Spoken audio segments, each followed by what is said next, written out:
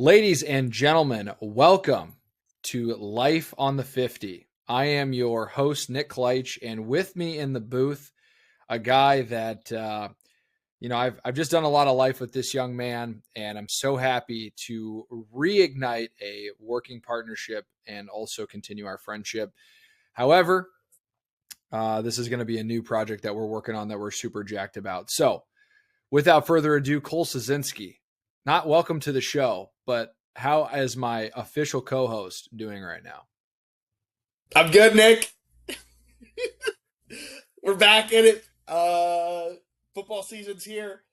Fresh off a week 0 dub with the Iowa State Cyclones in Dublin, Ireland.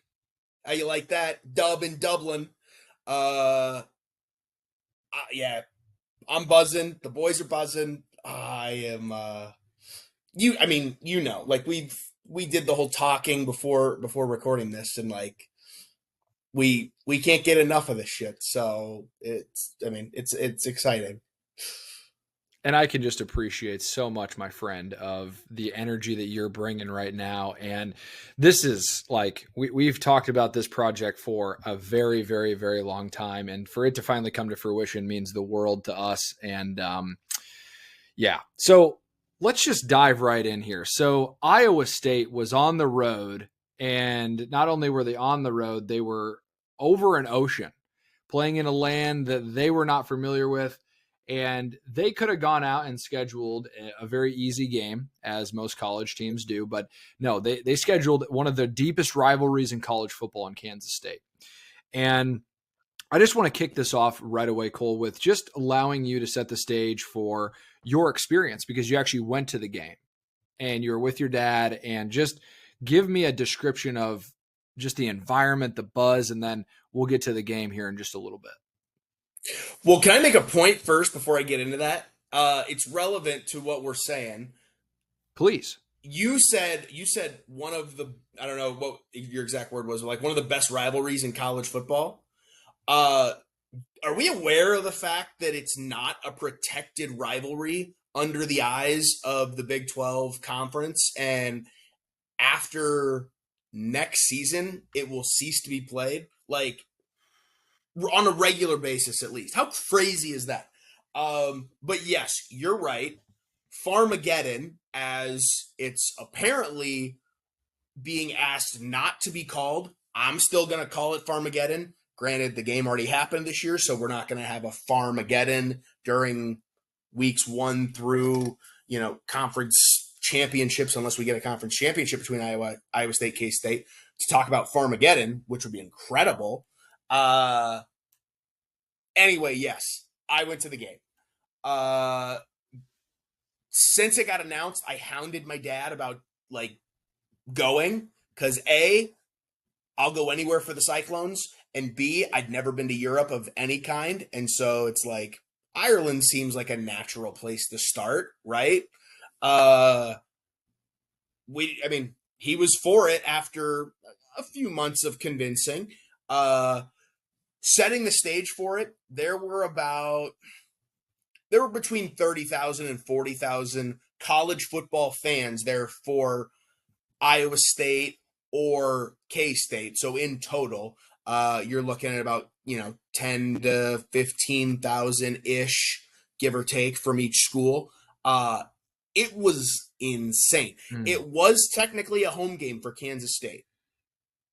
So you had a lot of Iowa State people kind of being like, what the fuck, when it's the PA announcer kind of fluffing up the Wildcats throughout the game and not really saying a whole lot about the Cyclones. All of the decor inside the stadium was Kansas State themed. All of the in-game promotion things and bits that they were doing, like the kiss cam and the fan cam and all that stuff, was K-State only. Like, you were only seeing purple. However, as people who are listening to this when it's out obviously know, and we obviously even know now, Iowa State won, and we got to swing Sweet Caroline at the end of the game. So that's all that matters. That is all that matters. And we'll get into the football stuff now, and thank you for setting the stage there. What a wonderful, wonderful way to do that. This is a game to me that came down to what I was chatting with you about before this conversation of the second half adjustments between Matt Campbell, his crew, and Rocco Beck. This is a rivalry game, and we knew there was going to be punches thrown, and there absolutely were. It was get the popcorn ready. But the shift at halftime was the difference maker in the game. And I just have to give a very early shout out to what I would consider some of the best play calling that I have seen in quite some time out of any college football team in critical down situations. What are your comments on that? My comments are I think you and I agree that the first half was sloppy. Yeah. Yes. Now, part of that was due to the elements. It was raining for the entire pregame and warm up, and even into the game, into the first part of the game. So it was sloppy.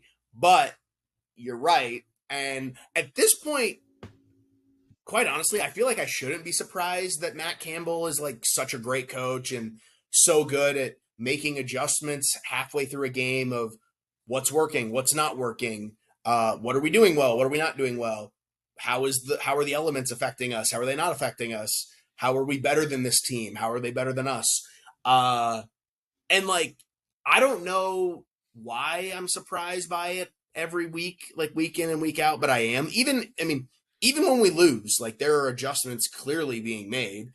The play calling in the second half was it was great.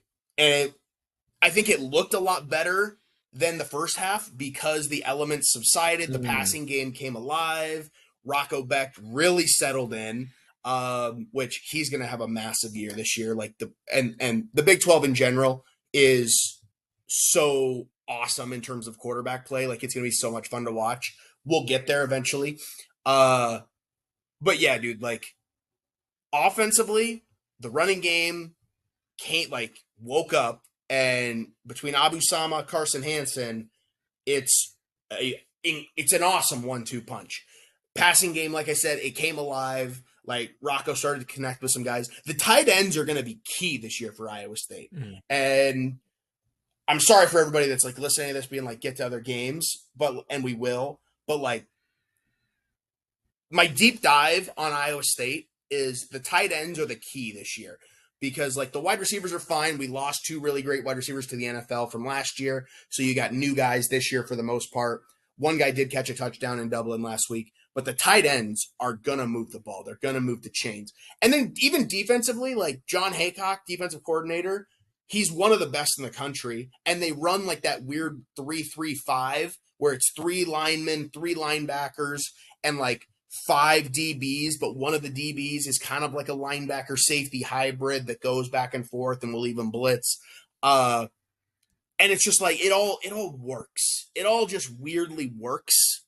And I don't know why. And sometimes I'm all mad and freaked out about it because I'm like 3 down linemen. How are we going to stop the run? But it works.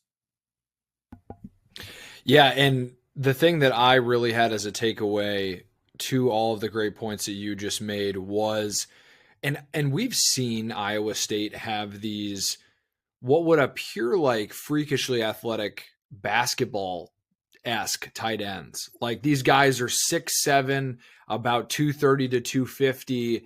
And it's not that they're out there just bulldozing people, which they can, obviously, but they just make these really athletic plays. And I'm sure in the run game, they can just get extension on linemen and linebackers. And that was the thing I was literally going to say was I was blown away by not only the depth of tight ends, but the utility of the tight ends for Iowa State. So I don't know how in the world Kansas State is favored to win the Big 12 or what the preseason prediction came up with. Like, you know what? I'll just go on here and say it, like, fuck the Wildcats. Like, I really don't give a shit about them.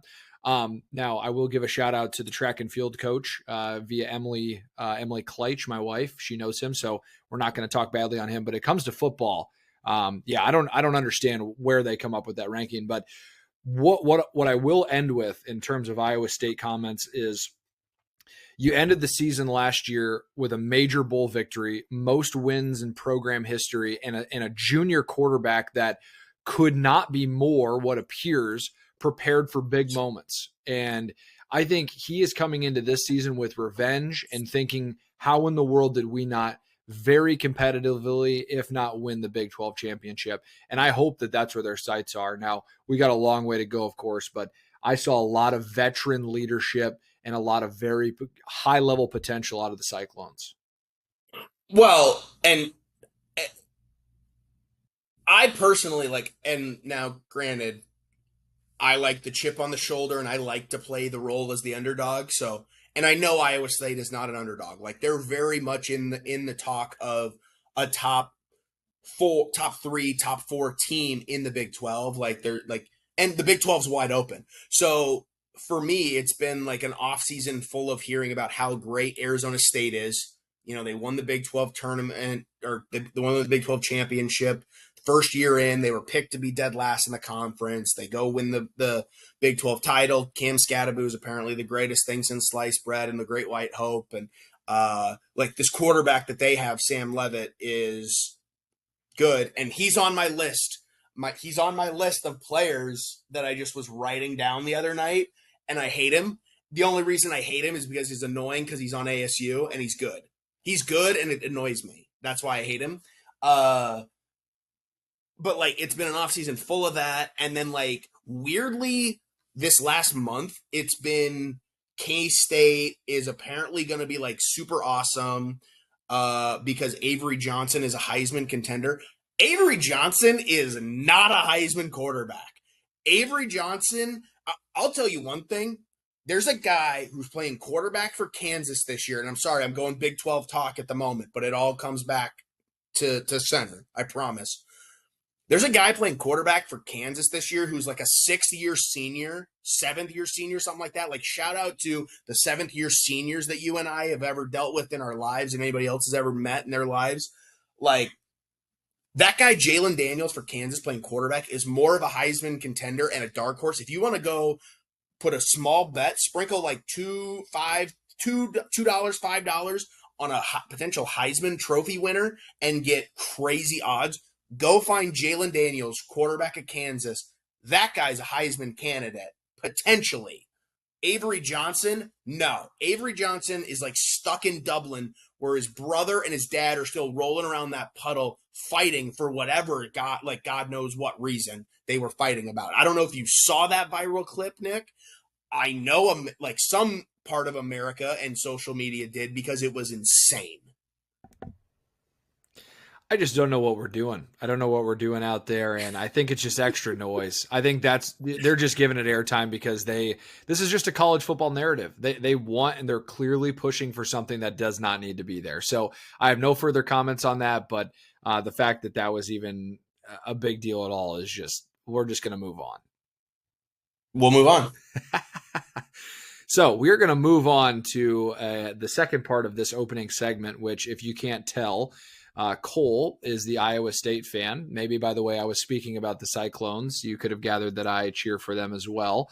I would say that they're okay, and I will give my flowers where Iowa State deserves them, but I am the Hawkeye fan that is on the show here. Just a quick overview on Iowa. So, man, there are so many questions, and I will always hold a position of excitement for my college football team, as does every single person. So many things to prove, so many new faces, so many things that we're not sure of. But on paper, we have the most credentialed quarterback, I believe, since maybe Drew Tate, maybe Ricky Stanzi. This gentleman is a 2-time national champ at the FBS level, which, again, our former quarterbacks, at least the last 3, have, God, I don't even know what their prior credentials were, but there's just a small bit of hope for all Iowa fans. I think that if we can score anywhere from 2 to 3 times a game, our notorious defense will clean up the rest in our special teams. So my take is, traditionally, early season games are very low scoring, And I'm going to say that we're going to win, and we're going to come out with, again, a strong defense and a strong special team showing, but really just so many eyeballs on a new quarterback, a second-year coordinator, and a head coach in Kirk Ferentz that I think personally just wants to get to the most wins in Big Ten history, and then I think he'll wrap it up. But I've gained some respect for him over the years, so we'll let him just continue to be out there. Okay, so for me with Iowa, I don't follow them nearly as much as I follow the Cyclones. There's 1 week a year that I really hate them. And aside from that 1 week, I just think Iowa fans are insufferable. Nick, you're included. Because I think they're toxic. But I can understand their pain, and I can understand their suffering of never having a quarterback, because that dips into the pro team that I cheer for in the Chicago Bears, and I've never had a good quarterback, so I can understand that. Getting back to college football talk in Iowa, there's 3 stories for me with Iowa that I'm going to be interested to see. One is what you mentioned. Mark Gronowski, I think is his name, right? Or Gronk. It's not Gronkowski like Rob. Not Gronkowski, like no. It's Gronowski. So seeing what he's all about.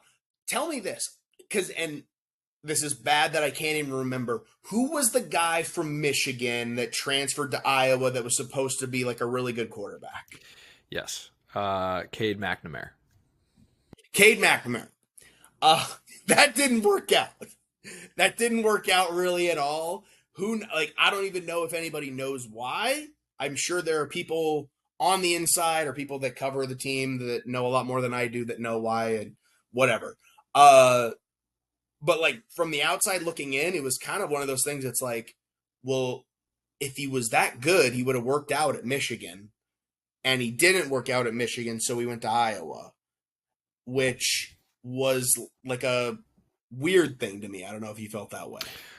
The thing that I think I'll give Cade just a touch of grace on is the backup coming from behind him was none other than J.J. McCarthy, and I think a lot of guys are going to get beat out by him. However, the thing that has always been a major point of frustration for Iowa fans, I think, comes down to the play calling. And the reason why I was so keen on Iowa State's play calling is because they, to me, utilized common sense play calling in downs that are important.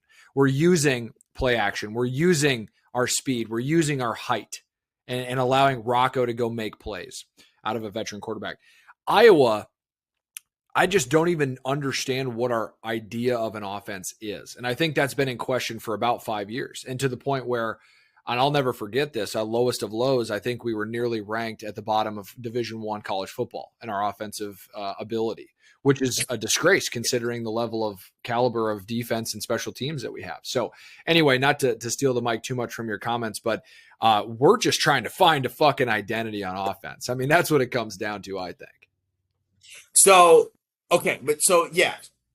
So the reason I asked about Cade McNamara is like, that one was weird to me in the fact that it was like, you're going from a program who genuinely is and was competing for a national title, right? And you're going to a program in Iowa that's like, their quarterback starved, and they've always been kind of like just missing the mark of the quarterback play to really be in that like echelon of consistent national champion contender, because they've always had the defensive players. They've had good skill positions, especially running back and tight end. Like, I mean, they pump out running backs and tight ends. Wide receiver kind of comes and goes, right? And I think because of quarterback play, we've never really known the full extent of what their wide receivers could be. With Mark Gronowski, I hope I'm pronouncing that right, as a fellow Polish heritage man,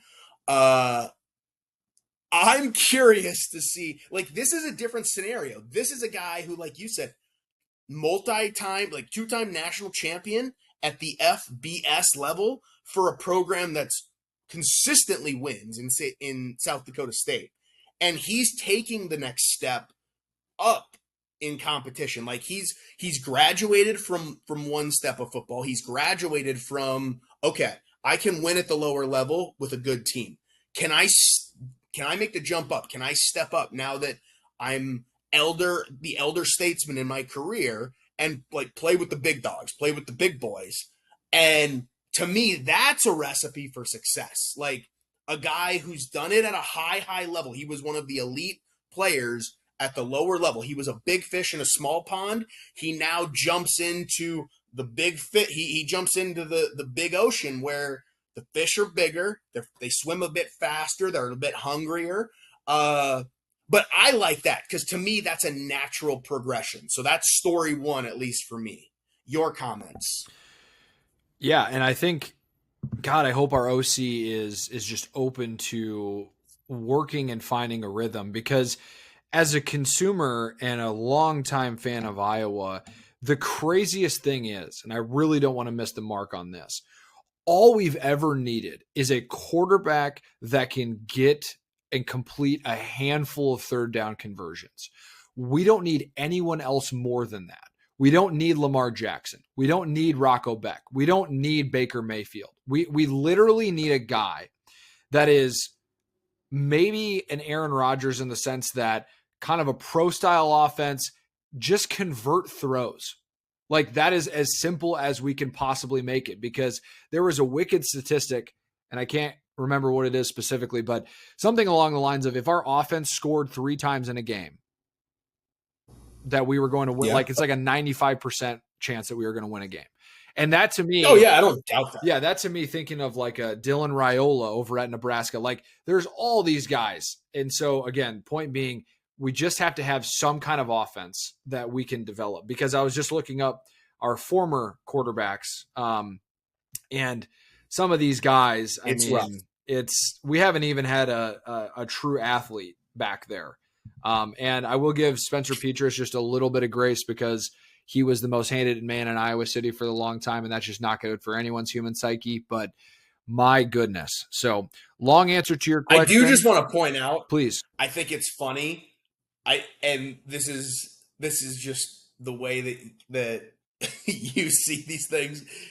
You said we don't need Lamar Jackson, we don't need Rocco Beck, we don't even need Baker Mayfield, but it'd be nice to have Aaron Rodgers. You just said it'd be nice to have one of the best of all time. Yeah, obviously. I get what you mean by being able to complete the passes, but the way that was said was so awesome. That was so funny. And I don't know why he came to mind. I should have said Jared Goff. That'd be a much better. Oh, there you go. A much better selection for what I was trying to do. But anyway, so just to conclude this segment of the show, if you haven't gathered, we're talking. Well, hold on now. Oh, okay. Go ahead. Hold on. I got 2 more stories, or storylines rather, for Iowa that I want to get your thoughts on and just throw out there that I'm interested to follow along with. So, and I'll be quick about them because they are a little bit quicker hitting. No, that was my fault, Cole. I really want to apologize. I kind of got going in my brain there, and you can tell how much this affects me when we're talking about Iowa quarterbacks in the offense. So please take your time here. Storyline number 2 is Kirk Ferentz still Kirk Ferentz? Like, is he still just guaranteed 8 wins a year because of the program that he set up, the tradition that's there? Is that the case, or have we reached the point where it's like, all right, Kirk Ferentz, you're reaching that point, like time to go behind the woodshed, like put him out of his misery? I don't know. I think it's really interesting that like for the last decade, it feels like every single season has been, is Kirk Ferentz going to retire or not? And he's still here. And you're probably right. Like probably a little bit of ego seeps in. He's like, I want the most wins in Big Ten history. That's what I want. And I want it, like, I've been doing it long enough. Why not? And you never know. Like, it could be coming from whoever Iowa's athletic director is that, like, hey, Kirk deserves this, and we want to keep him around long enough to do it, and that's fine. But that's storyline number 2, just because it's, I don't know, it's on a little bit smaller scale. Like, Kirk Ferentz, for the longest time, he's been a guy guaranteed 8 wins, 7-8 wins. You can, it's as safe a bet as you can ever place and make. And it's a good thing for Iowa fans because like you're consistently winning. Now you're not consistently winning championships, but you're consistently winning games. Storyline 3 is more broad and it's just the Big Ten is just loaded.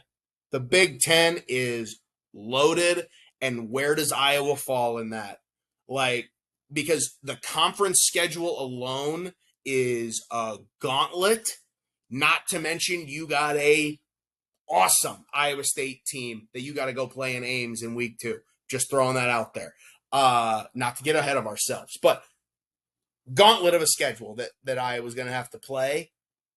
Just going through the conference. Beautiful. Let me tackle the first one, and then we'll get to number 2 here. So I've changed my opinion on this over the last 2 years. Do I think is Kirk Ferentz still Kirk Ferentz? I think Kirk Ferentz in probably 2-3 years ago hit an evolution point where he was no longer the old Kirk Ferentz, and I think what he has become is a leader of men to get to the NFL. And I changed the lens a couple of years ago of Iowa in general. So bear with me here. So in his kind of former status, he was that guy. Now, since the Big Ten has changed, there's no way he can be that guy in the future because there's just too many good teams in the Big Ten, and it's insane. But I think when he goes to talk to the AD, I think he says this: I want most Big Ten most wins in Big Ten history. I think that's achievable for him, but why not? Right? Yeah. Why the fuck not? We're this close. Number 2, I consistently produce NFL caliber players, and we've been doing that for about 10 years now. And not only producing NFL players, but some prime fucking NFL guys that are really having good tenure. So I think he goes, I mean, I love the outcome of winning a lot of games, but what I love more is the program that I've built is now consistently a vehicle for these young men to make it to their ultimate goal. And it's hard for an AD to go, well, you're clean in the press. You don't do anything off the field. You're not a jackass on social media. We're just going to continue to have you run you out there because of these things. Yeah. I think this year is going to be very, very telling though, because when he gets the record, because I think he's a game away, let's say he gets his 6, 7, 8, 9 wins this year. I think that's when the conversation happens because we'll now have a 3rd-year OC. We'll have the result of this quarterback coming in. And again, if it's going well, maybe he sticks around, but eventually I think we gotta look to completely reinnovate ourselves. So that was my answer to the Kirk Ferentz. It's a new evolved Kirk Ferentz, but his role is different. And one more little piece on him, phenomenal at managing a game. So I will give him at least a lot of veteran experience there. He's seen a lot of football. Now, in terms of the gauntlet of the Big Ten, welcome to the fucking show. I compare it in some ways to the Big 12 in the sense that every week you absolutely got to show up. I mean, you can't warm up anymore when you're in the Big Ten. I think we have a favorable schedule. I will not overshoot and think we're going to win more than 10 games. It's going to be very competitive, but I also think that with some of the teams that we are playing, we face these teams regularly and it's going to be a fucking fun year. I think we're probably picked to finish about half. So that would be my takeaway. Great, decent year last year. Should have won some more games, but new quarterback could be great, could be not. But I don't expect us to go more than 10 wins. I think we're going to flirt with that 8, 9, 10, just like we have been. I mean, dude, let me read you the schedule that you guys have to play once you hit conference play, right? So get out of the 3 non-conference games, and those are whatever. First week of conference play, you go Rutgers. You guys have a bye week, it looks like. No, you don't. Rutgers, then Indiana, then Wisconsin.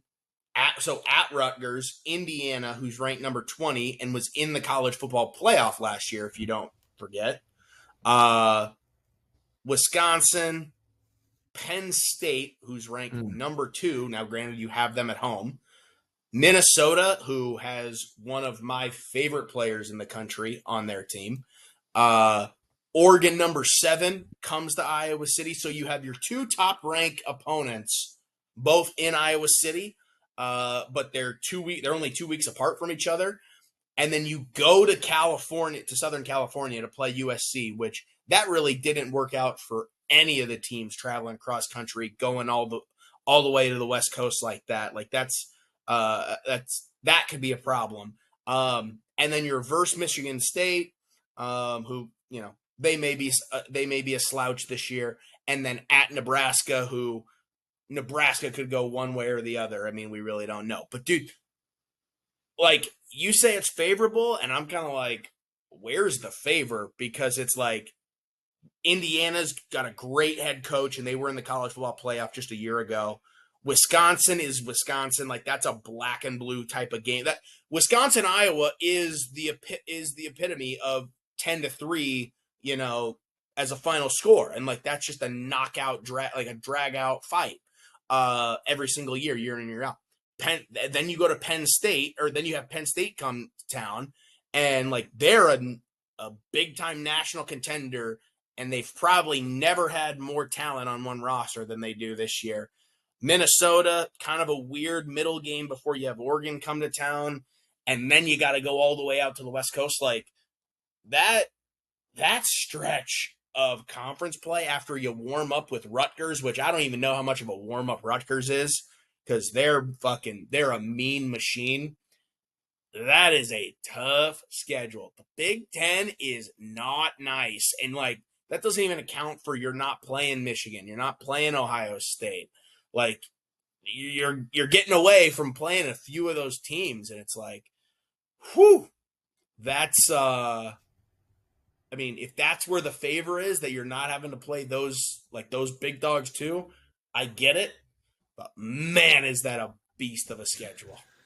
It really is. And I'm going to allow my ego to come out a little bit here.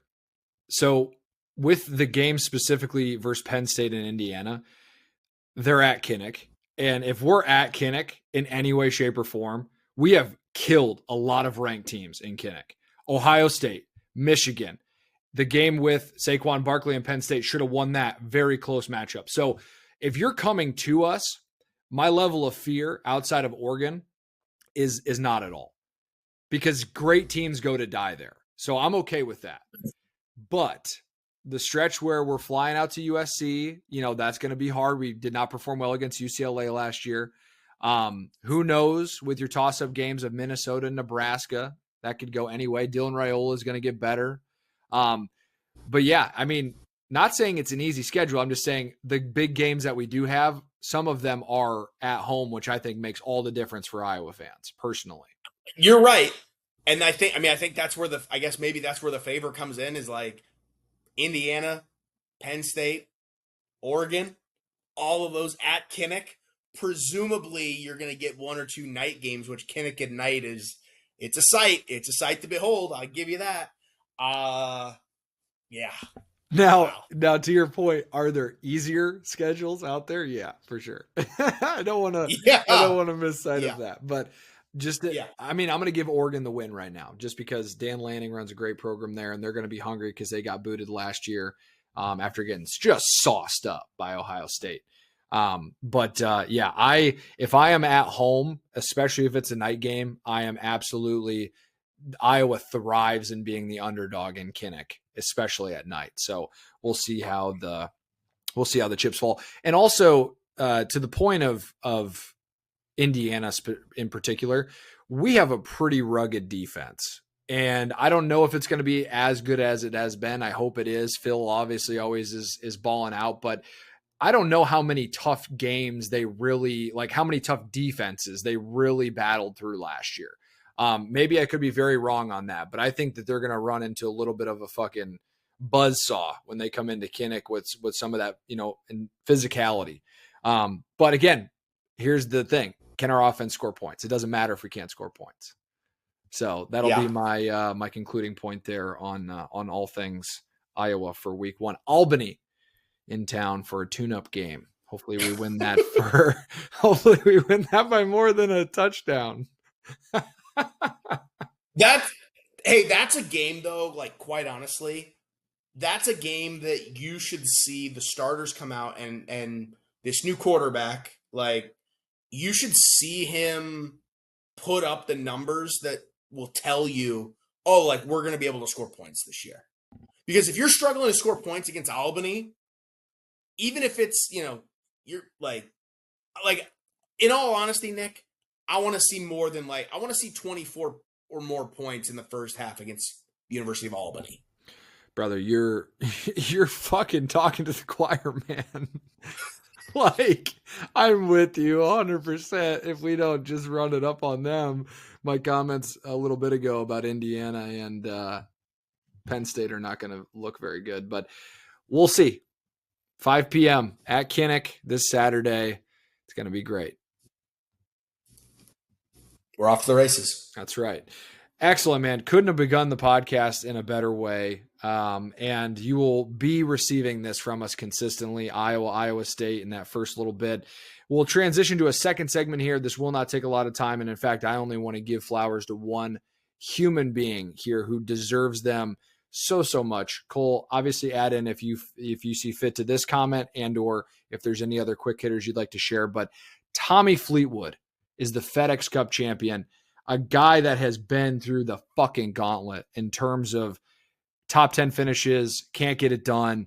It's been so heartbreaking, and yet he stood the test of time and ended up winning. And I don't know if there's a much sweeter victory. In fact, I will be somewhat unbiasedly saying this. That might have been sweeter than Roy winning the Masters. I'm going to go out and say that right now, because for me, Roy is expected to do these things. Tommy Fleetwood is not, and the fact that he got this first major win, who knows what's in store next year for Mr. Fleetwood now that he's got the first one under his belt. Anyway, over to you, my friend. Yeah, good for Tommy Fleetwood. I'm not putting that up against Rory. Winning the Masters for the first time and completing a Grand Slam, nah. But yeah, I mean, fairly cool. I will say, like, I don't have much on that just because I was in Dublin and the golf tournament was going on here, the Tour Championship. So it was like I was kind of following from afar. The two things, Taylor and Travis got engaged. We just have to say that, being a sports podcast at this point, we're legally obligated to mention that they got engaged. So there's that. We check that box. And Caitlin Clark got her own logo from Nike. It looks like the Gucci logo, I think, and it's kind of sick. Just had to mention that because that's kind of cool and that's well-deserved, I think. I'll be sure to edit that part out about Taylor and Travis. No, I'm joking. I get it. You're right. We do have to fucking mention it in case my wife listens to this, but yeah, that's great. I love it. I didn't expect you to have much, but I just figured we'd mention some of those things. All right. Now we enter in the future. This will be much more of meat and potatoes, but for us, we're just going to discuss a little bit of just big happenings in college football. And Cole, I understand that you've prepared just a variety of notes for this segment, and this will be our first time doing this, so bear with us, but we love talking ball. So I'll turn it over to you, whether we want to talk about Heisman candidates, whether we want to talk about matchups. This is your opportunity, my friend, to come on in here. Before we get there, I have one like editorial note that I want to keep in this. Let the people in on just, the actual happenings of what's going on here. So I'm new to this, right? I'm new to this network, this Life with Nick network that you're building out. Do you call your listeners the lifers? Because it's like the Life with Nick. This is Life on the 50. Do you call them the lifers? Because the people who listen to this podcast are lifers, I think. I think that's a perfect name for them. And if that's the case, the Taylor and Travis comment is for all you female lifers that are listening to this, just out of whether it's obligation to your husband, to your boyfriend, Emily, if it's your obligation to listen to this, if it's, my mom picks up wind of this, like for all the female lifers, I'm going to just start calling them. That was for you. Is that okay? Is that fair, Nick? Beautifully said, my friend. And this is why I was excited to get you back in the booth with me, because hadn't considered that. Maybe need to do a poll on Facebook on if we can call them lifers, but I see the tie in there, and beautifully done. Beautifully done. Okay. So we move on with college football. Yeah, dude, okay. One thing I did before we get to week 1 games, and obviously end with picks. I have a list of guys written down beside me they're just names of college football players this year. Some of them I love, some of them I hate.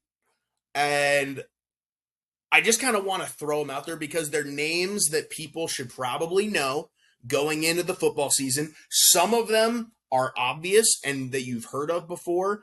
Others, you're going to be like, who the hell is that guy and why are you talking about him, Cole? But that's why I'm on this podcast and whoever's listening to this isn't, is because I know these guys and I love these guys and I hate some of these guys. But like guys like Jeremiah Smith, Arch Manning, Ryan Williams, wide receiver at Alabama, DJ Lagway, quarterback at Florida. Like, I don't know, Nick, and this is where I'll bring you back in. Did you at all get to watch the Netflix series about the SEC that was put together? Because it was awesome. I have not, no. And being a college football fan, I'm kind of shooting myself there. No, it's okay. Because I would imagine some people like didn't even know it was a thing. It was so awesome. Like, you got to see the inside look on last year's teams. In the some of last year's teams in the SEC, and it was great because they focused on guys that are going to be on the team this year. It didn't focus on guys that were not as much focus on guys that were like drafted or went to the NFL this last year that have no relevance to the teams anymore.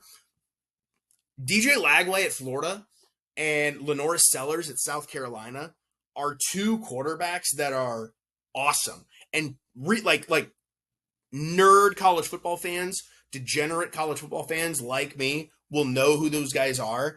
The average college football fan is going to be like, don't really know that name. It's Florida. They haven't been great in years past. South Carolina has never been a powerhouse. Watch out for those two freaking guys this year. DJ Lagway, Lenoris Sellers are going to be big-time ballers in the SEC. Obviously, your teams like Bama and Georgia and LSU are going to be good. But, dude, like, great quarterback play cannot be replaced and it cannot be duplicated. Those two guys are as good as it gets in the SEC. Now, I will say, with that being said, a guy that I've already mentioned, Arch Manning, is probably by the end of the season going to be looked at as far and away the best quarterback in the country. He's the favorite to win the Heisman right now. If everything goes according to what the media and what like the preseason polls think, like they're going to be in the college football playoff, probably a championship contender. He's going to win the Heisman Trophy. And then after, like, he's going to go into next year being unquestionably the number one pick in the 2027 draft. Like, he's not coming out after this year. He's going to play another full year of college football, but he's going to be looked at as like your Caleb Williams, your Joe Burrow, your Andrew Luck, just because those are like the, three really most relevant guys that it was like absolute no-brainer coming out of college. That guy's going to be good. That's going to be Arch Manning, but do not discount. And I will say this, Arch Manning, Texas Longhorn, I'm a proud member of the FTF, fuck Texas forever. Like horns down, all the things. I hate Texas, fuck Texas, even in the SEC where I can't beat up on Texas. Iowa State can't beat up on Texas anymore. You're not hiding from me. Arch Manning is going to be the best quarterback in the country when it's all said and done, like far and away. He's going to be insane. Don't discount Lenoris Sellers and DJ Lagway. Like, great quarterback play in the rest of the SEC. Wrapping up the SEC, there's a kid at Vanderbilt, Diego Pavia, who beat Alabama last year. If there is stock on that kid, I'm selling all of it.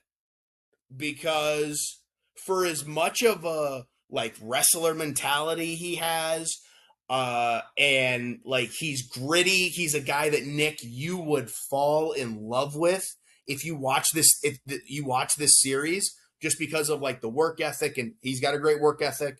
I think he's got like the Johnny Manziel effect. He got famous off of beating Alabama. Like, he's at Vanderbilt.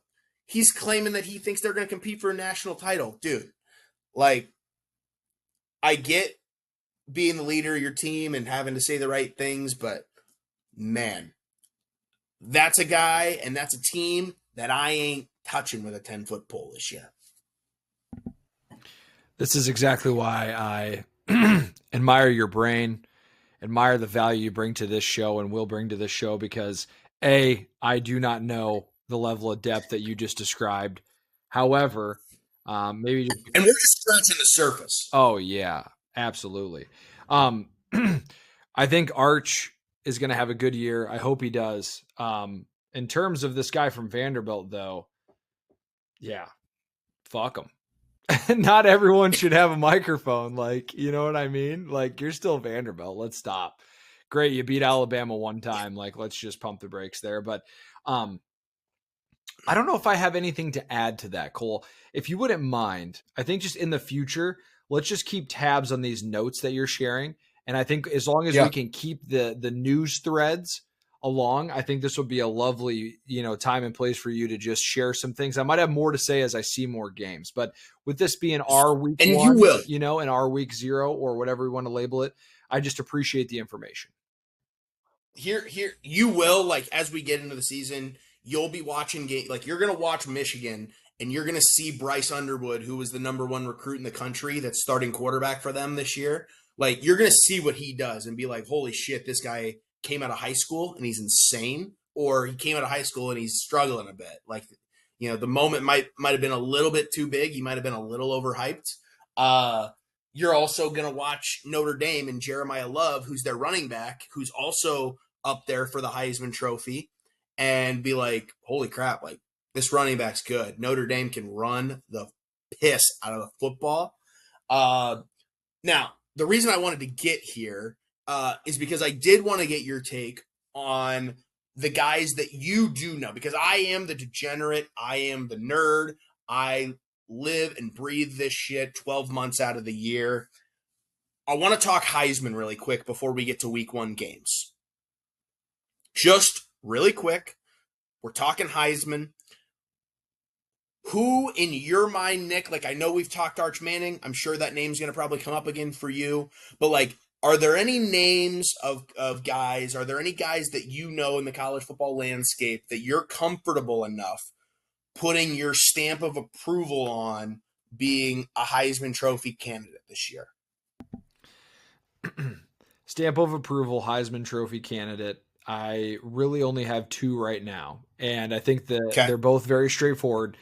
First off, I think that college football wants the narrative of Arch Manning winning it. I think that just is what they really want to see, whether this year or next year. I think it's too early to tell for him, and I want him to have some breathing room, as maybe a young Tim Tebow would have, coming in to make a name for himself first, and then maybe adding the hype. But undeniably, it is Jeremiah Smith's to lose. Oh. He has everything that he needs. It is his to lose. That's all. Even with a new quarterback. That's interesting. Doesn't matter to me. We're talking about the Ohio State Buckeyes, and if we just went on a list of all the quarterbacks that they've had in the past 5 years, that is not going to be an issue for them. Okay. So 2 guys. Your stamp of approval is on 2 guys at this juncture. At week 1, yes. Okay. All right. That's going to change. Obviously, that's going to change as we get into the season. I'm going to give you a bucket, and once we wrap up with this, we can move on to games, and that's where it kind of gets really fun. I'm going to give you like 4 different buckets of guys or pockets of guys. I'm going to give you favorites. I'm going to give you good value guys for the gamblers that listen to this, if there are any. I'm going to give you dark horses who are going to be, they're in there, but they're few and far between. And then I'm going to give you like long shots that are just kind of fun and go back to the list of just names that I have written down. So obviously your favorites, you're going to talk Arch Manning. I like the Jeremiah Smith. I like like I said a little earlier, Jeremiah Love, who's running back at Notre Dame. I really like the Ryan Williams kid, who's the wide receiver at Alabama. He was really, really strong early in the year and then sort of faded once, I don't know, Personally, the pass game in my eyes started to fail with Jalen Milroe playing quarterback. I don't think he was that great of a passer.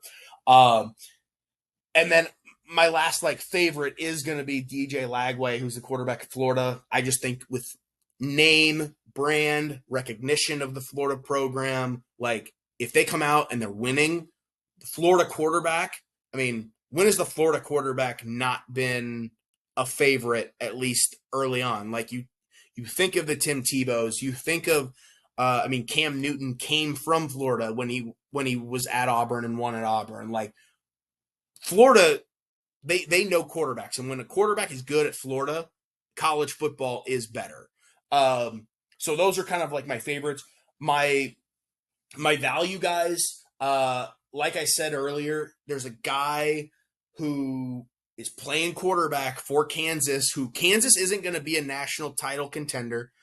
They just opened up a new stadium, which is why they played against Fresno State last week in week 0. But Jalen Daniels is going to be a guy that pads stats, and he is your Lamar Jackson prototype where he can throw it. He's also an elite runner of the football. Sam Leavitt, who is the quarterback at Arizona State, who I hate because he's so good and it's annoying to me, is a value guy for the Heisman because they're probably going to be good again. Also on that team is Jordan Tyson, who's probably one of the best receivers in the country. I mean, when you marry a quarterback and a wide receiver that are that good in a Big 12 conference where you're going to be able to score, I think naturally you're going to be able to probably consider both of them as at least value guys for the Heisman. The dark horses, your dark horses are interesting because to me, there's a kid at Colorado. Now, the Shedeur Sanders story that happened this summer with everything that went down with him sliding in the draft and now training camp, he's the third string quarterback in Cleveland, which isn't great. There's a kid named Caden Salter. I want to make sure I have that right. Caden Salter. He's a transfer from Liberty University on the East Coast, going to play for Dion. Now, let's not forget that the reigning Heisman Trophy winner came from Colorado. So they have the ability, Dion has the spotlight on Colorado to produce a Heisman Trophy winner. And it's a quarterback-driven league. I don't care what league you're talking about, NFL, college, high school. If you're going to win, it's going to be because of the quarterback. Caden Salter at Colorado, coming from Liberty, he's a guy that's I put in the same bucket as Mark Gronowski. I hope I'm saying that right, at Iowa, where comes from a small program, takes a step up as he becomes more of a veteran in his college career to play in a bigger conference. I like that one a lot. The last one I got for you, at least in my dark horse, is going to be Rocco Becht. Because they're going to win games, because I'm partial, and I want to manifest it to happen. Do I think realistically it will? No, but he's a dark horse. He has to be a dark horse because they're going to win 10-plus games this year. The Big 12 is good. They're hopefully going to be ranked. They're going to play for a Big 12 championship, and potentially you sneak into that college football playoff. And then my true long shots, we're going to kind of look at the defensive side of the ball just really quick. There's a guy that does play for Texas. Now, again, proud member of the FTF. Fuck Texas forever. Horns down. But this guy, Anthony Hill Jr., is the all-world defensive player. He's going to play on the edge. He's going to play linebacker. He's going to play safety. Can you imagine a guy that plays those three positions? There was a guy years ago, played for Clemson, named Isaiah Simmons. He didn't work out in the pros. He's still bouncing around the league somewhere. He did the same thing. This guy is like that to a prototype, playing at a bigger and better program. Again, proud member of the FTF. Fuck Texas forever. Horns down. Yeah. Anthony Hill Jr., all-world defensive player at Texas as a true long shot. Caleb Downs is probably the best football player in the country. He's a safety for Ohio State. If he starts picking balls off and has pick sixes, realistically, he could win a Heisman, be, on the short list of guys that would even be considered for that award.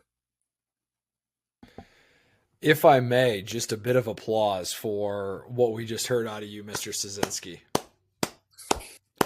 That is a guy that is absolutely dialed in. And folks, this is week 1. You can only imagine where this young man's head and level of production is going to be as we get into the season. And I will also note this. That's why they call it a dark horse.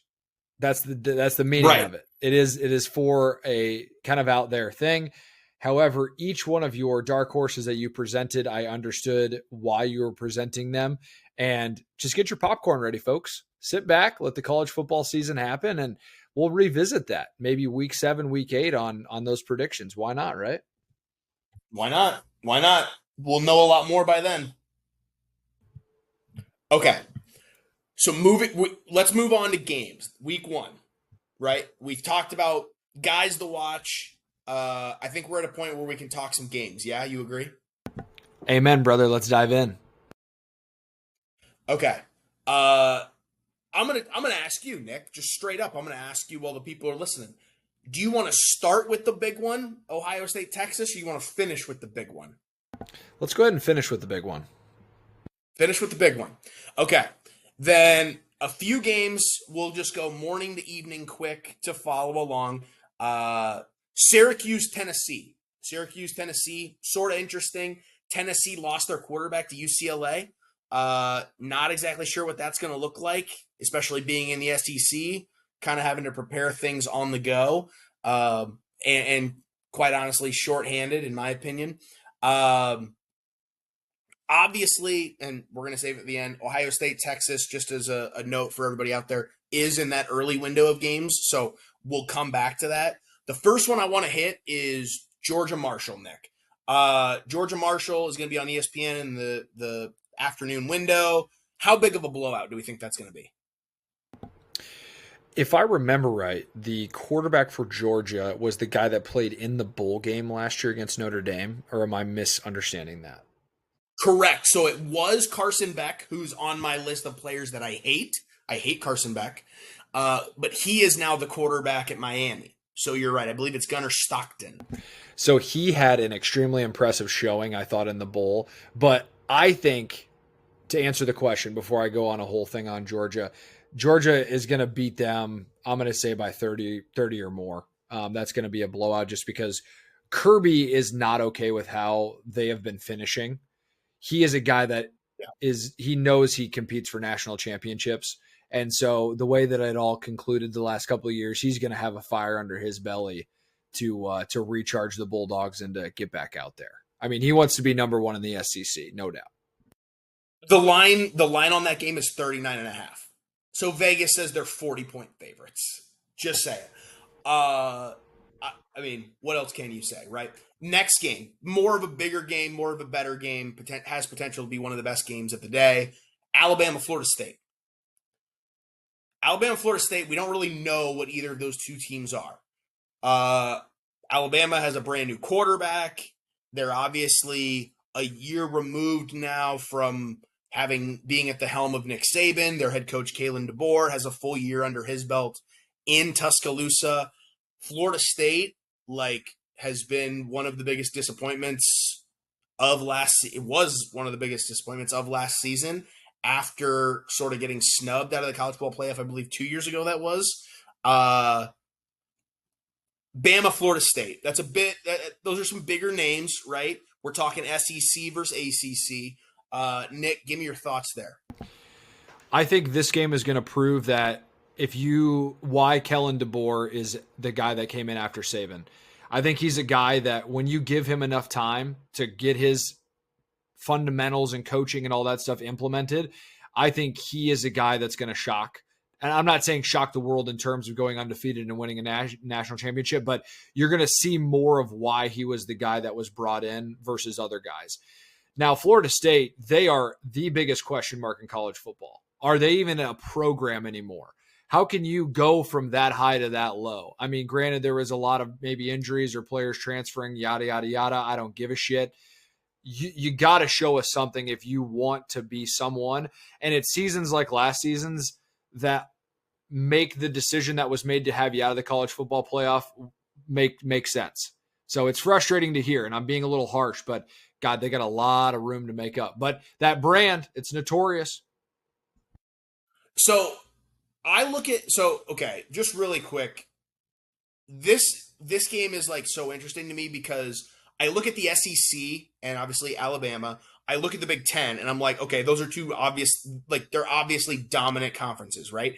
The Big 12 I look at and I'm like, it's wide open. There's so many different teams that could make so many different impacts on the way that that conference goes. The ACC I look at and I'm like, what are you? Because there's a team in Clemson who we're going to get to shortly. They're the next game that I want to talk about, who they play LSU this week, week 1, like number 4 in the country, which is Clemson, versus number 9 in the country, which is LSU. Is Clemson really the number 4 best team in the country? Because like a lot of that is based on the quarterback play. Cade Klubnik, which is a guy that we haven't really talked about, he is in technically by Vegas odds, a guy that's favored to win the Heisman. I don't see it. But as it pertains to Bama, Florida State, I'm kind of like, this is a total game of unknowns. Like I'm going to be tuned in to this game big time because it's like, I just want to see who these two teams are. Does that make sense? 100%. Couldn't have described it better myself. And I think this is a fun one to watch. Is that kicking off at 11 or is that in the 2:30 slot? That game is in the 2:30 slot for you, 12:30 for me. Yeah, kind of that afternoon window. I think a lot of people are tuning into that game and just going to watch it for good football and to see what the product is on the field. I mean, it's going to be in Florida, right? In Tallahassee. Like, it's going to be interesting to just get an idea of what Florida State is, who are they, and see early Alabama's going to be tested in a harsh environment. You know, Tallahassee is Doak Walker Stadium, Doak Campbell Stadium, is, I mean, that's not the easiest place to go and play, but when Florida State's good. When they're bad, it's, you know, any place, when a team's bad, any place to play is easy. When they're good, Doak Campbell Stadium's a tough environment. Okay, moving on to that game I mentioned just a little bit ago. Number 4 Clemson, number 9 LSU. Powerhouses. I mean, they just are. Again, I'm kind of like SEC versus ACC. Like, what is the SEC or what is the ACC? Like, what are they really? Is that going to be the conference that's like all hype this year? I'm kind of like, I'm literally scratching my head as I talk about this. I'm kind of like, I have no idea. This game could go a million ways, but I could definitely see a world where LSU just blows them the hell out.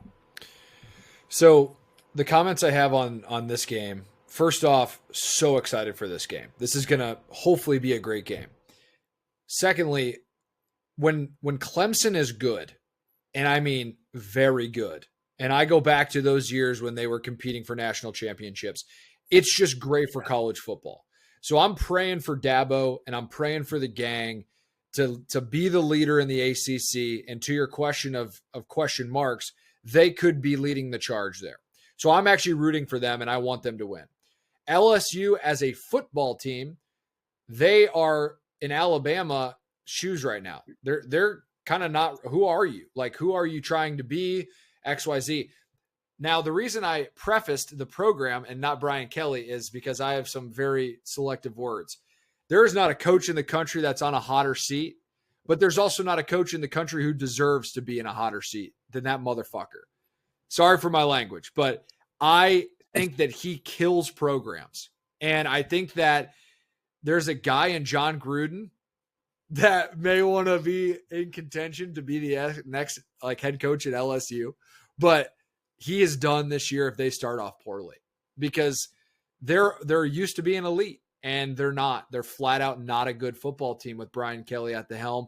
I was embarrassed by them to have him be hired in the first place.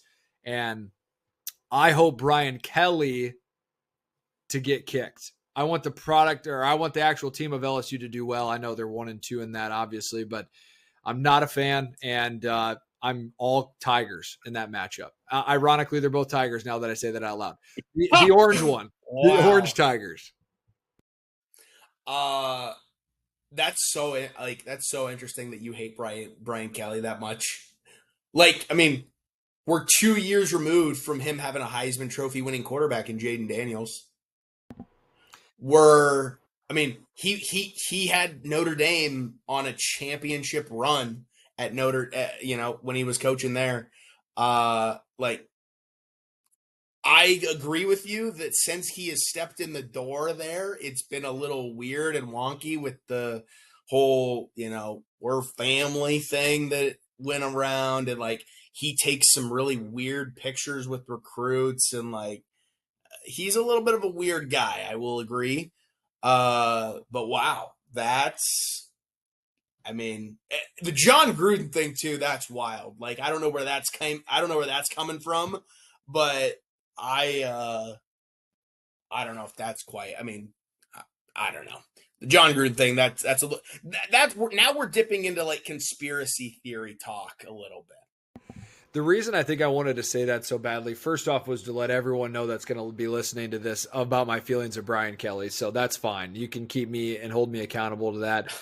I also flirt with a conspiracy theory. So I know John is, he's had a hell of a roller coaster with his career and how it's ended, but I wouldn't mind seeing a psychopath like him. I'd take him over Urban Meyer. Urban Meyer is another guy that I think, not to the level of hate as Brian Kelly, but he angers me so much. But anyway, I'm getting off topic now. Let's get back to the games. Okay. Next game I want to hit on just really quick because I have a question for you, Nick, that I just want to get your thoughts on. It's in the same window. It's Michigan versus New Mexico. I mentioned it earlier. Michigan's quarterback is going to be the number one recruit coming out of high school this last year. He is touted as like an all-world guy, like on the level of, again, an Andrew Luck, a Joe Burrow, a Arch Manning. Like he was unquestioned number one. He was originally committed to LSU before decommitting and flipping to Michigan. We know, like, if you watched Michigan last year, you know they can run the football, and their problem was that they just couldn't complete a pass in the air to save their lives. My question to you, Nick, is how much pressure can Michigan reasonably put on this true freshman starting quarterback and expect to, not only win, but compete, like truly compete for a championship? I think Michigan coming in is in the second best position they've ever been to really make some noise, because Ohio State has held much of the conversation, and obviously Michigan has taken care of business against them. They know the recipe to beat them, which is crazy to me that it's been, 3 or 4 in a row. Another conversation there. But Michigan is another team similar to Clemson, similar to Florida State, when they're really good. College football is at its best. And so I think that coach, now that they've been fined, I think that they can freshly clean the slate off and they get to go hunt. And I hope they do hunt, because I hate Michigan. I hate Penn State way more. But I think that when they're good, the Big Ten's at its best. So that'll be my comments there. Okay. I got 4 more games that I just want to hit on quickly. One of the games we can take a little bit more time on because it is a ranked on ranked. But the last game of the Saturday slate is 8 p.m. here. It's going to be 10 p.m. in the Midwest. Late night game on Fox. It's Utah versus UCLA. So you're talking Big 12 versus Big 10, which is kind of weird. I mentioned earlier the Tennessee quarterback left Tennessee kind of late in the game. He went to UCLA. That's where he ended up. Kind of a weird deal. He's another guy that's on my hate list. Nico Iamaleava. I placed a futures bet on him last year to win the Heisman Trophy. And Nico, I am a loser. That's what I think it is. That big Nico, I am a loser. He plays for UCLA though, which I'm kind of like, that's weird. But the guy did play SEC football last year against the team in Utah that should be a heck of a lot better than they were last year. And the game's in the Rose Bowl, so at the stadium where the granddaddy of them all does happen every single year.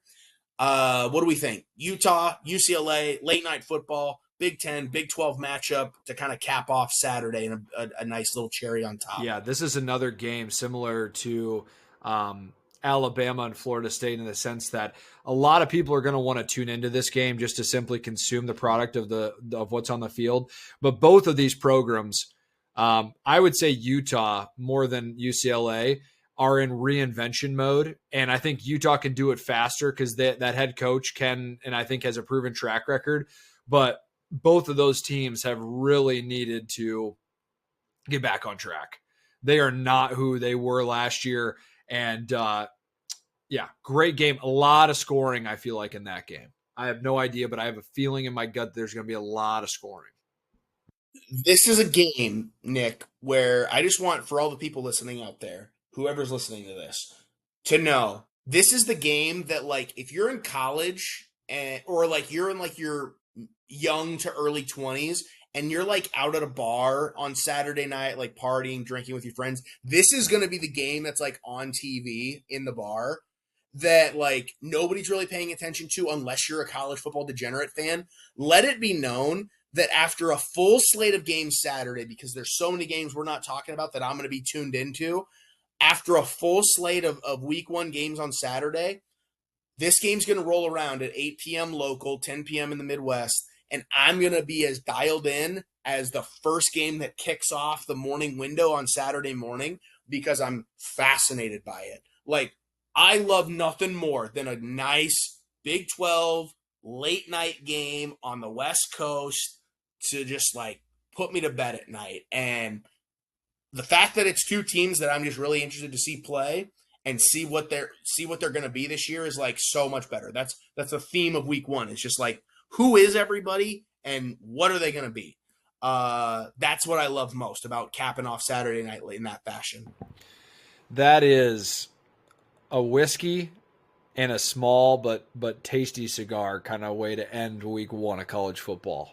That is what I'm feeling and hearing out of you, my friend. Yeah. I mean, yeah. It's the perfect cherry on top for Saturday. Now, quickly, we turn around Sunday, and there's two games Sunday that are awesome. South Carolina, Virginia Tech, which that to the average person, and even Nick, you're probably like, why are you bringing up this game? South Carolina's head coach is Shane Beamer. His dad was the longtime coach at Virginia Tech, so it is sort of like a homecoming game for that family and for him. Not to mention that, like we said earlier, South Carolina has a really good quarterback named Lenore Sellers, who I think is awesome and I think could lead them to have probably their best season in school history. The other game that night is a big one. Notre Dame, Miami. Notre Dame, Miami.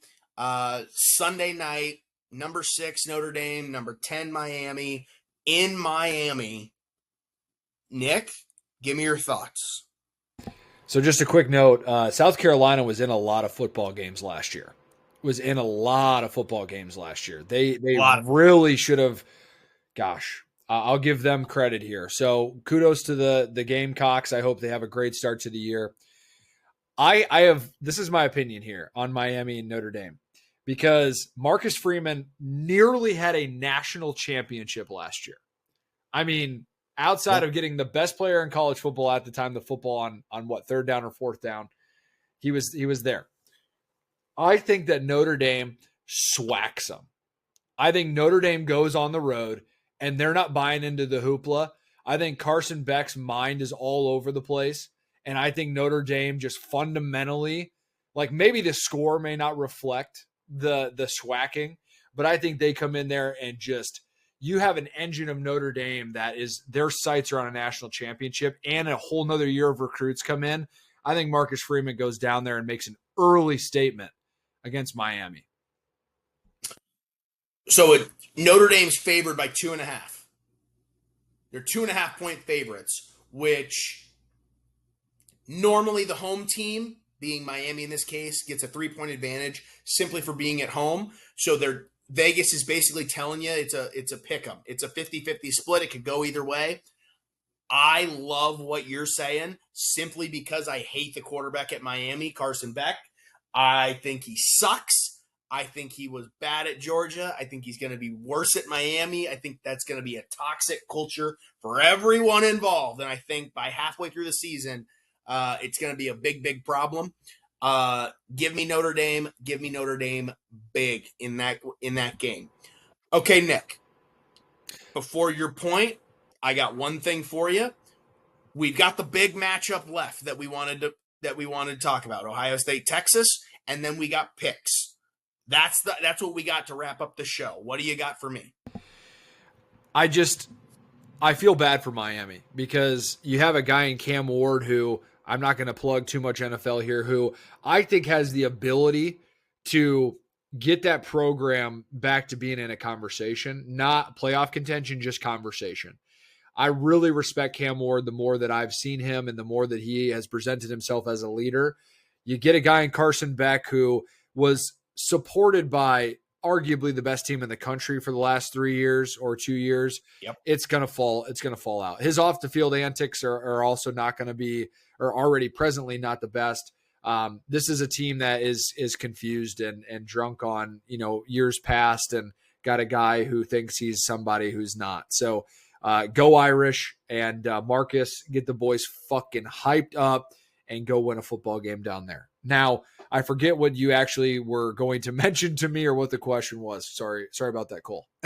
No. The only last thing that I'll say about that game, if you haven't watched the 30 for 30 called Catholics versus Convicts, go watch that, because that's literally about Notre Dame versus Miami back in the 80s when Miami was at the height of their powers and they played Notre Dame.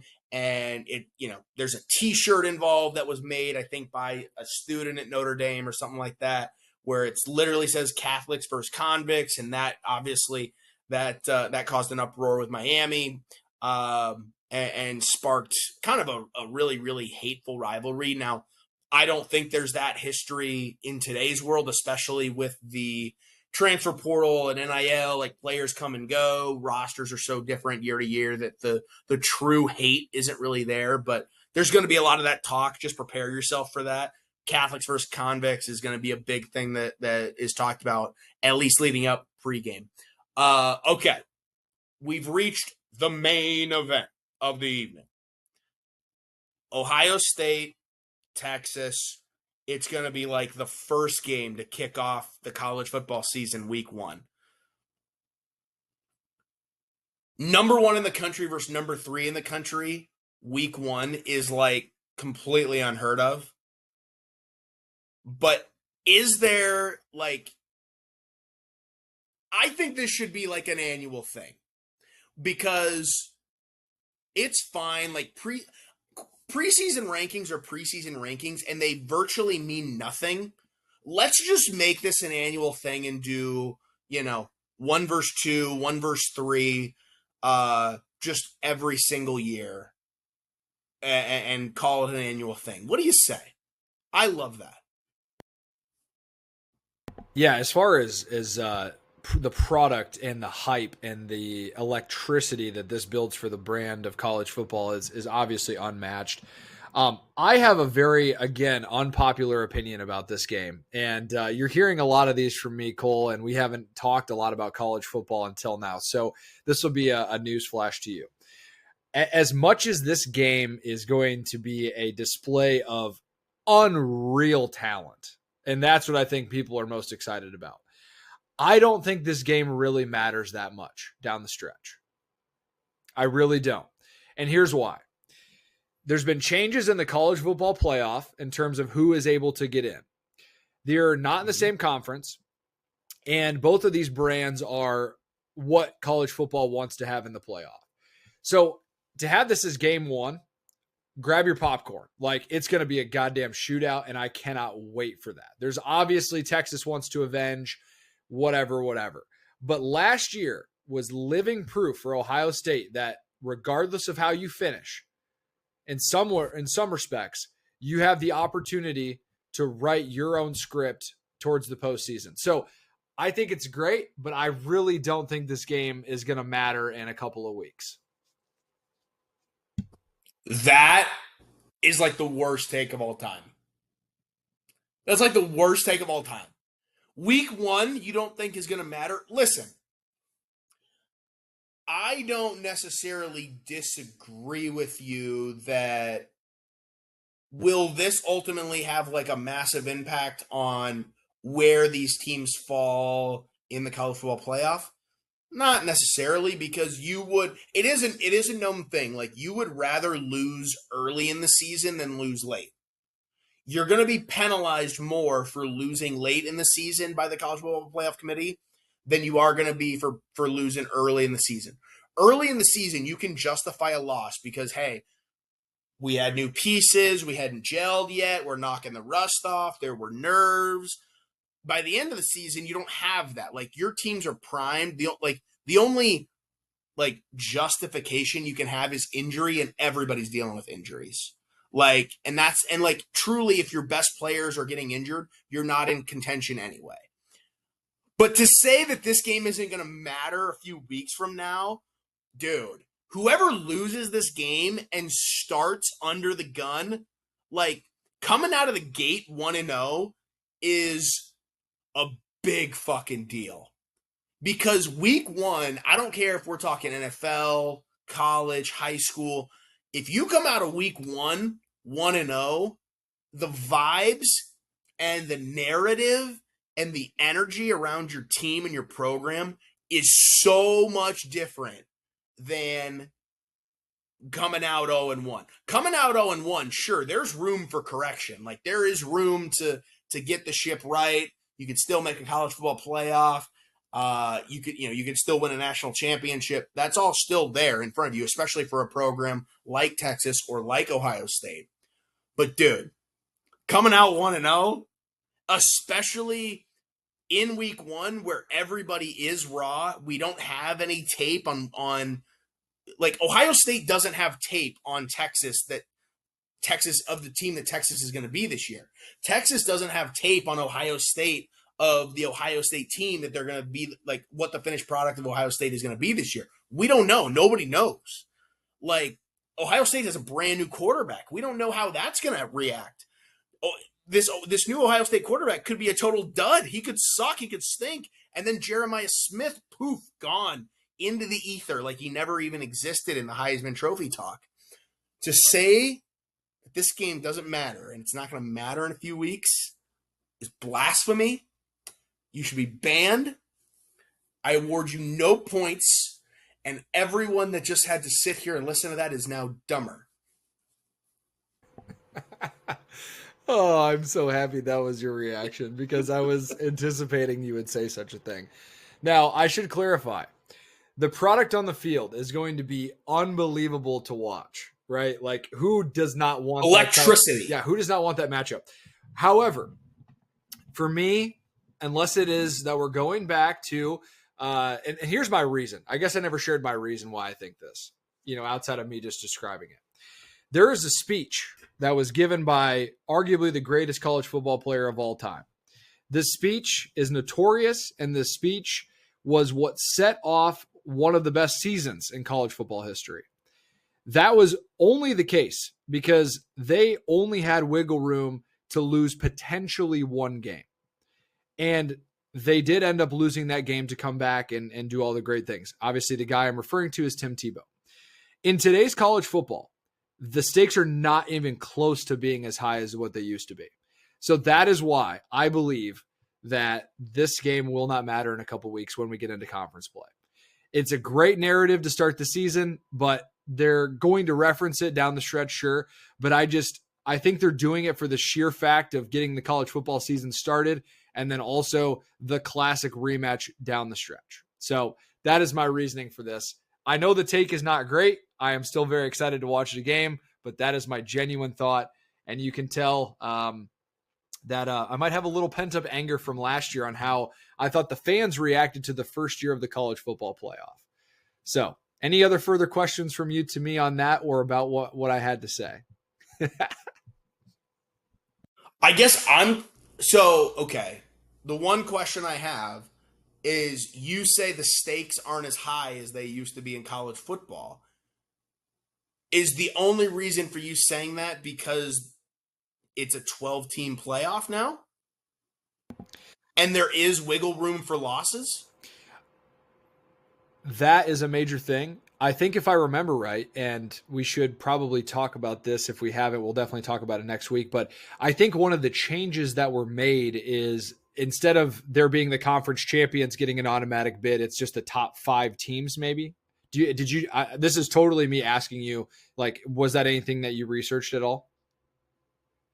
Say that again really quick. I think that there was a change to the college football playoff committee that instead of it being automatic bids from conference champions, it's just the top 5 teams, I think, or top 4 teams get bids. So there are still automatic qualifiers. So if you win if you win your conference championship, you get in.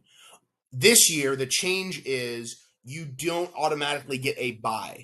So the teams do get reseeded once all of the college football playoff teams are set. Fantastic. So you could have, in theory, 2 SEC teams, a Big Ten team, and a Big 12 team getting the byes in the college football playoff, and then having, 2 more Big Ten teams, 2 more SEC teams, an ACC, and another Big 12 team in the college football playoff. Like, yeah, just because you win your conference championship does not mean you get a bye anymore. You simply get in and then get reseeded. Gotcha. Okay. That is great information for week 0/week 1. But due to that very fact, both of the quality and the superiority of these programs, if either of them acquire a loss, it's not going to matter. They're going to want that team in the college football playoff, and they can still be in the top 5 with 1 loss due to both of the conferences that they play in. So again, I don't want to shatter anyone's dreams and paint this picture that I'm not excited to watch the game. I'm fucking pumped to watch the game.